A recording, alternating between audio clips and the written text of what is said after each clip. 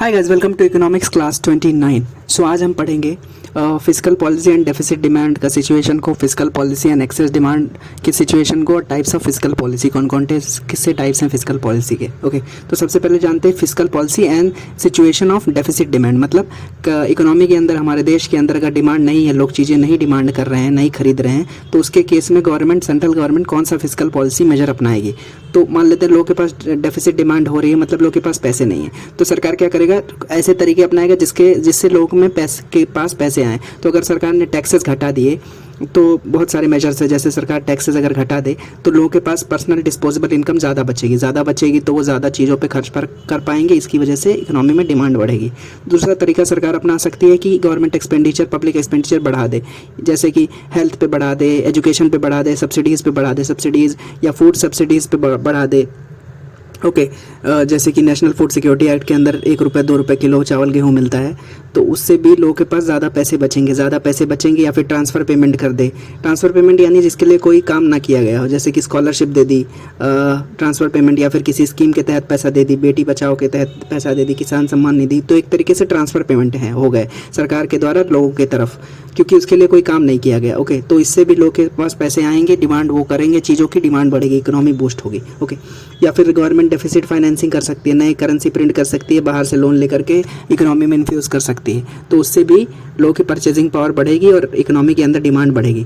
तो एक एक करके डिटेल में समझते हैं। What will happen when there will be situation of deficit demand in the economy और low demand in the economy, what will the government do. तो government will decrease the taxes, so if the government will decrease the taxes, so people will have more money left with them, so they will demand more goods, demand will increase.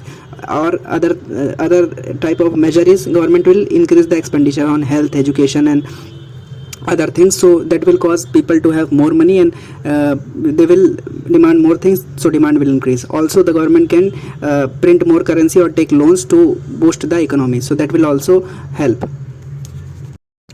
So deficit financing में सरकार ये करती है कि बहुत ज़्यादा currency print करती है या फिर लोन लेती है बाहर के देशों से, या बाहर से लोन लेती है। तो क्यों लोन लेती है भारत सरकार, या करेंसी क्यों प्रिंट करती है? क्योंकि इकोनॉमी में इन्फ्यूज़ करना रहता है, लोगों पे एक्सपेंडिचर करना रहता है और डिमांड बढ़ानी रहती है, इस वजह से होता है डेफिसिट फाइनेंसिंग। ओके, तो अभी जानते हैं fiscal policy and situation of excess demand. मतलब अगर इकोनॉमी के अंदर बहुत ज़्यादा चीज़ लोग डिमांड कर रहे हैं, तो कौन सा सरकार फिस्कल पॉलिसी मेजर अपनाएगी चीज़ों को बैलेंस करने के लिए। तो अगर चीज़ें एक्सेस डिमांड हो रही हैं, मतलब लोगों के पास ज़्यादा पैसे हैं, तो ज़्यादा पैसे हैं, ज़्यादा चीज़ें डिमांड करेंगे, लेकिन चीज़ों की सप्लाई हमेशा लिमिटेड रहती है। तो इसकी वजह से सप्लाई लिमिटेड है, डिमांड बहुत ज़्यादा है, तो क्या होगा, चीज़ों के दाम बढ़ जाएंगे, क्योंकि हमें डिमांड को कट करना रहता है ना। यही मार्केट मैकेनिज्म है, डिमांड और सप्लाई का प्रिंसिपल है। ओके, सो मान लेते हैं इकोनॉमी के अंदर बहुत ज़्यादा चीज़ों की डिमांड होने लगी, लोगों के पास मतलब बहुत ज़्यादा पैसे आ गए, तो लोगों ने जो बेच रहे थे उन्होंने चीज़ें महंगी कर दी, क्योंकि उन्हें फ़ायदा भी कमाना है और सप्लाई लिमिटेड है, उसको कट भी करना है डिमांड को। तो इस वजह से ये चीज़ें अपनाई जाती हैं। तो what will the fiscal policy measure government will apply in case of excess demand. So excess demand की सिचुएशन में लोगों के पास बहुत ज़्यादा पैसे हैं, तो सरकार बैलेंस करने के लिए क्या करेगा, टैक्स बढ़ा देगा, तो पैसे इकोनॉमी में से खींचेगा और सरकार। So taxes are increased progressively to mop up additional purchasing power in the economy. मतलब जो लोगों के पास बहुत ज़्यादा परचेजिंग पावर बढ़ गई है, उसको कंट्रोल करने के लिए सरकार टैक्सेस बढ़ा देगी अपने पास पैसे खींचने के लिए। या फिर सरकार करेगी अपने जो डिक्रीज इन गवर्नमेंट एक्सपेंडिचर कर देगी, यानी कि जो पहले हेल्थ और पब्लिक एक्सपेंडिचर, एजुकेशन पे ज़्यादा खर्चा कर रही थी, उस पर कम खर्चा करेगी। अगर इन सब चीज़ों पे कम खर्चा करेगी तो लोगों को अब इन चीज़ों पे पैसे खर्चा करने पड़ेंगे, हेल्थ पे ज़्यादा करना पड़ेगा, एजुकेशन पे ज़्यादा करना पड़ेगा, तो इस वजह से भी इकोनॉमी बैलेंस होगी, एक्सेस डिमांड के सिचुएशन को कंट्रोल कर सकते हैं। या फिर सरकार ये भी कर सकती है डेफिसिट फाइनेंसिंग कम करे, नए करेंसी प्रिंट कम करे, या लोन कम ले पब्लिक एक्सपेंडिचर करने के लिए, तो लोगों को अपना खर्चा खुद ही उठाना पड़ेगा ज़्यादातर, तो इसकी वजह से भी इन्फ्लेशन को कंट्रोल किया जा सकता है, एक्सेस डिमांड को कंट्रोल किया जा सकता है। या फिर गवर्नमेंट खुद क्या करे, पब्लिक बोरोइंग करने लगे, तो उस सिचुएशन में क्या होगा, जब गवर्नमेंट मार्केट से खुद पैसे उठाएगा तो लोगों के लिए या प्राइवेट कंपनीज़ के लिए कम पैसे बचेंगे। जब प्राइवेट कंपनीज़ और लोगों के लिए कम पैसे बचेंगे तो वो कम लोन ले पाएंगे, बैंक से कम पैसे उठा पाएंगे, तो कम स्पेंड करेंगे। तो इसी वजह से इस तरीके से भी एक्सेस डिमांड की सिचुएशन को कंट्रोल किया जा सकता है, क्योंकि लोगों के पास पैसे ही नहीं रहेंगे तो डिमांड क्या करेंगे।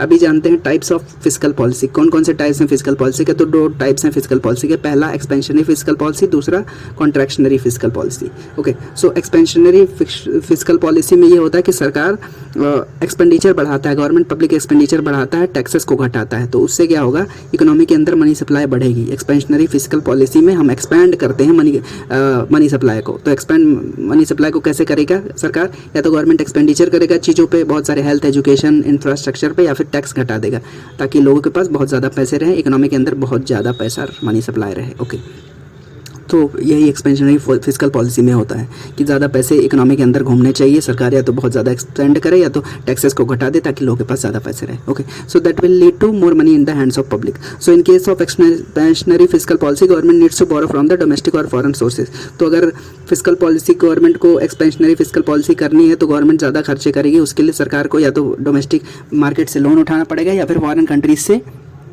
लोन लेना पड़ेगा। ओके, सो इस तरीके से फिजिकल पॉलिसी मेजर को अपनाया जाता है।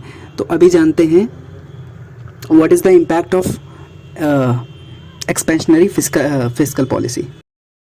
Next of will study what will be the impact of expansionary physical policy. मतलब सरकार अगर बहुत ज़्यादा एक्सपेंडिचर करता है, टैक्सेस को हटा देता है, तो मार्केट के अंदर बहुत ज़्यादा मनी सप्लाई बढ़ जाएगी, तो उसकी वजह से क्या फ़र्क पड़ेगा, क्या इम्पैक्ट पड़ेगा। तो excessive printing by the government can lead to inflation. Okay, अगर बहुत ज़्यादा गवर्नमेंट प्रिंट करेगा करेंसी एक्सपेंडिचर करने के लिए, खर्च करने के लिए, तो उसकी वजह से मार्केट में इन्फ्लेशन बढ़ेगा। अगर सरकार पैसे तो बढ़ा रही है, if government borrows too much from abroad या foreign countries it can lead to debt crisis. मतलब हम डेट या कर्जदार हो सकते हैं, बहुत ज़्यादा कर्ज के क्राइसिस में फंस सकते हैं। या फिर अगर गवर्नमेंट अपने फॉरेन एक्सचेंज रिजर्व्स या फॉरेक्स रिजर्व्स मतलब में से पैसे निकालने लगे तो it can lead to BOP crisis. BOP crisis मतलब हम अपने जो इंपोर्ट कर रहे हैं सामान उसके पैसे ही ना दे पाएँ, तो उसको बीओपी क्राइसिस बोलते हैं। या फिर हमारे इंपोर्ट्स ज़्यादा बढ़ जाएं, एक्सपोर्ट्स कम रहें, इंपोर्ट्स बिल ज़्यादा बढ़ जाए, तो उसकी वजह से भी हम घाटे में रहेंगे क्योंकि हमने फॉरेक्स रिजर्व तो खींच लिया पब्लिक एक्सपेंडिचर करने के लिए, अब इंपोर्ट बिल देने के लिए कुछ बचेगा ही नहीं, इस वजह से बीओपी क्राइसिस हो जाएगा। तो ये भी एक इम्पैक्ट है एक्सपेंशनरी फिजिकल पॉलिसी का। नेक्स्ट इम्पैक्ट है excessive borrowing by the domestic government. Okay, so अगर गवर्नमेंट डोमेस्टिक बोरोइंग बहुत ज़्यादा करता है, मार्केट बोरोइंग बहुत ज़्यादा बैंक से करता है, तो क्या होगा कि आम लोगों के लिए, हाउस होल्ड्स के लिए, पब्लिक प्राइवेट कंपनीज़ के लिए पैसे बचेंगे ही नहीं।